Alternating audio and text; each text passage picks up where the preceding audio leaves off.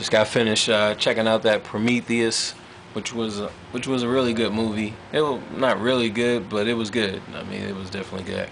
This is full of spoilers, so if you haven't seen it and you want to see it, just stop the video now. So, all right. So anyway, so Prometheus is a prequel to Aliens. It was Ridley Scott had something to do with it. I'm not sure if he wrote it or he just produced it or what, but it is a prequel to Aliens, and like it was good. It was pretty good. Like just from a science standpoint, whatever galaxy they traveled, they was doing like some galaxy travel. They had the android.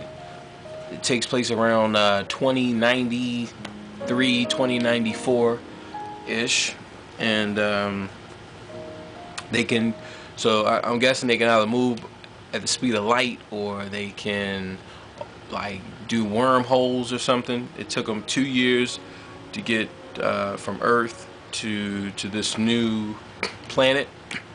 Only 2 years, and then they did some type of sleep, like a sleep stasis, chronostasis type of thing. Maybe it was preserving their bodies so that they wouldn't age for the 2 years, or I'm not really sure why they do that. I'm gonna have to look into that and maybe talk about that in another video. But took them 2 years. They finally get there, and they realize that our makers, which that kind of puzzled me, just because they still believe that this was our creator, you know, and I don't believe it had enough evidence to really say, like, look, this is the people that created us. So anyway, they believe that this is our creators, and they find out that our creators, they were really trying to destroy us. So they're trying to kill us. I guess they're trying to send like some type of bugs, some type of virus to Earth to wipe us out. But it's too powerful for them, and it overruns them. So they couldn't send the bomb, the big bomb, to us. And you know, that was kind of interesting, just because, like, for the characters to believe that it was still our makers, then that means that the writer or the creator of the story believes that that's our creator. So here he has our creator is trying to destroy us, and then he puts in the android, which kind of shed light on, like, our relationship to the android is the same as the relationship of our maker, right? So that was pretty interesting. You know, they have a line in there where the android says, you know, so, you know, what's the whole purpose? And he's like, look, man, I wanna meet our creator. I wanna meet our creator and talk to him and see whatever, ask him all of these questions. And the android says, you know, why do you think people made androids? And the guy says, because we can. And then so the android poses the question, I mean, what if they told you that the reason why they created humans is just because they could? Like, look, man, we just wanted something to do, so we did it. And he said it would be kind of disappointing, and that opens up to us finding out that our so-called creators were really trying to destroy us. And a good thing that I liked about the android is really his lack of compassion for life. Like, he doesn't really think about life. He doesn't care about life in the sense, like, I think how we treat bugs. You know, we see a bug, we kill it. If it's pestering us, sometimes we just kill it just to kill it. You see an ant, it's not even messing with you. I'm just going to kill this ant. I'm just going to kill this mosquito. I know eventually he's going to come and chew on me and bite on me and suck my blood. It's just a matter of time. And when he does it, I won't even know, but I'm gonna know afterwards. So I think that was some good. They really did a good job with bringing that relationship to the android, which in turn kind of gave way for these creatures, our creators, our so-called creators, and then what they have is some type of biochemical weapon. It's really not explained, but they have some type of biochemical weapon that mixes with whatever life that is available, and I guess it was like a physical representation of cancer, and I guess a lot of science fiction creatures or monsters, that's really what they are. It's probably some type of representation of cancer, where it mixes with life. So it needs a host, and it's not alive. But once it gets inside of a living creature or a living thing, any type of living thing, then it just starts to malfunction. It starts to change the design and cause whatever it's inside of to act out on the others that's like it, and that way it builds and it grows, and it becomes the killing machine that we all know. So that's what they were unleashing on people. They were unleashing that on Earth. Like I said, they couldn't contain it. It was too powerful. So they had quarantine. So we don't know where the planet is or anything, but they went to this planet to house this. I guess this is the planet that they were building it and getting everything ready. You see like a hologram recording of what happened in the ship. So they're running from something. You really don't know what it is. And then, they die.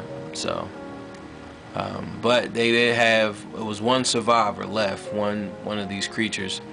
And the guy who was funding it, he wants to meet this creator so that it can give life to him. So he's old. He's probably like 90 something, or who knows, 200. Who knows how old he is.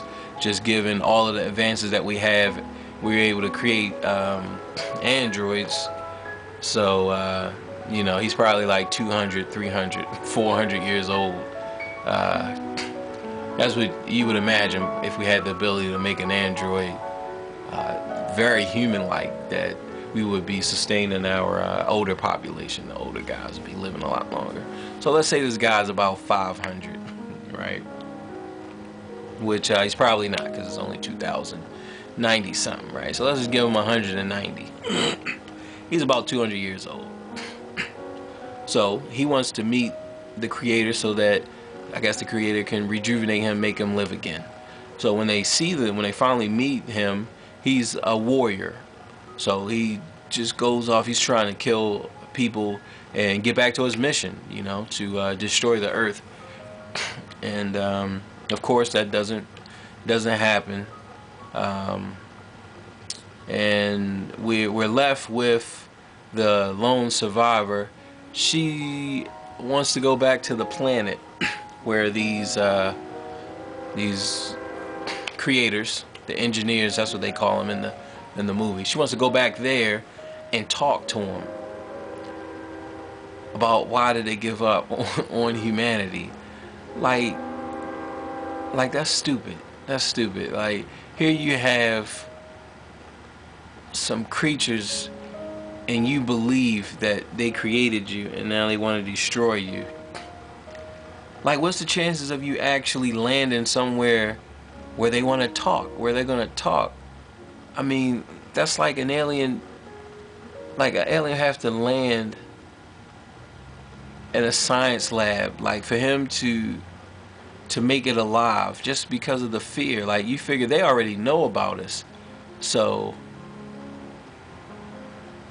some part of their existence knows about us. So we don't know what kind of structure that they have, but they know about us, right? So that's like so it's not like an alien landing here on Earth, because we really don't know about them. So when we see one, it's like it just be just pure terror, right?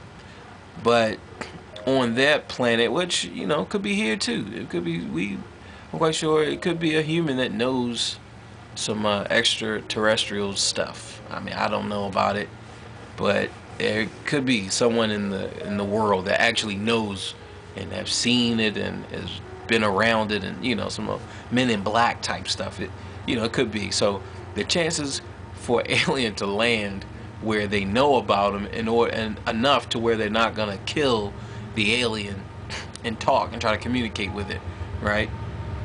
So that's what's going on in this. So if she goes to the planet, I mean, they're just gonna kill her. Like, look, they wanted to take out the whole planet, right? They want to take out the whole Earth. Like, so they don't want to talk. I mean, her journey, like, I really don't see that being a plausible thing. Now, she goes in one of these warships. I can only imagine that they are warships just because they're there, right? So she goes in that ship. I believe a more plausible thing would be to unleash what they tried to unleash on us, on them.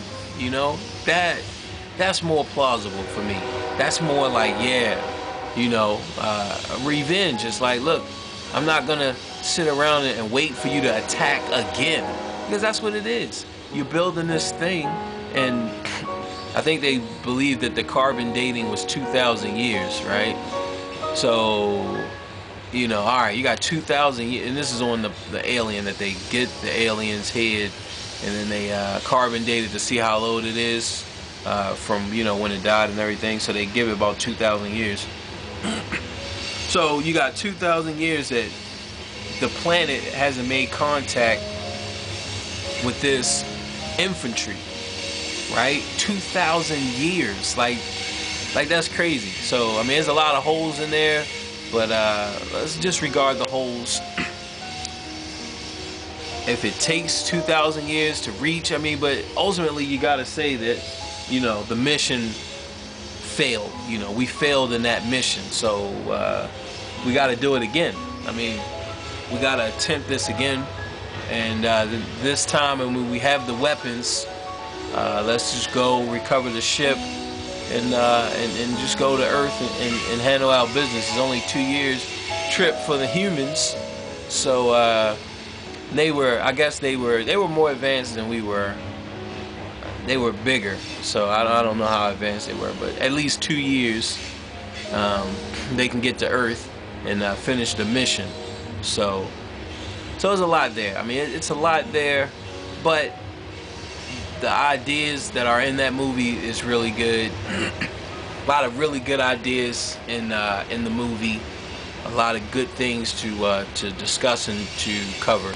So yeah, that's it. And you know, till the next one. All right.